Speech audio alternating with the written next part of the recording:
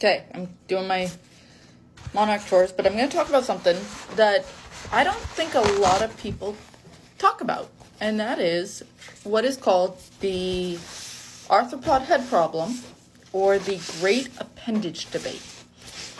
And this has been going on a long time in entomology. It actually stems from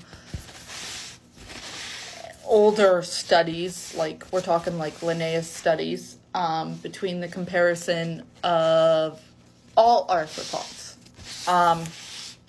and how the segments compare to, say, like crustacean, chelicerata, myriapoda, things like that. They basically understand that each of the segments has some parallel, and that carries over to insecta and from crustacean. Okay, so if you aren't aware, insects are technically crustaceans, and they are closely related to remipedes based off like the most recent studies. There may be another smaller branch or smaller group that they might be more closely related to, but the data set for comparing DNA is small. So there hasn't been any true big analysis of this.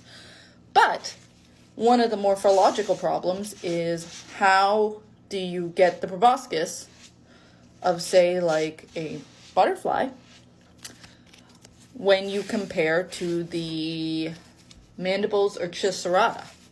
Okay? And that comes down to, there is a clade that's called, there is a clade called mandibilia, or mandibilica, or mandibilitia. It's mandibles, okay? It's the mandible clade. And crustaceans are part of that. That's one of the groups. Chelicerata is a separate group. And this all kind of comes back to way back to when we're going back Cambrian and like lobopodas and radiodonts. That's where it really starts, is how the heck did we get antenna? How did we get mouth parts? How did we get legs? How did we get gills? Like, how did all this stuff come about? And now we know it's mostly through Hox genes. But it stems into, what did insect wings? Where did we get those? Where did they get those? Are they gills? Are they legs? Are they antenna? Like, what are they? So that is, in essence, the great appendage debate, is how the heck did all the segments of Arthropoda or Panarthropoda or Lobopod connect to the orders that exist now? So how did the radiodonts thingies compare to Morella's head shield, to the trilobites segments? How does the chelicerata fangs compare to, say, the velvet worm? Okay? And more interestingly, how does the tardigrade fit in all this? Because that even actually exists.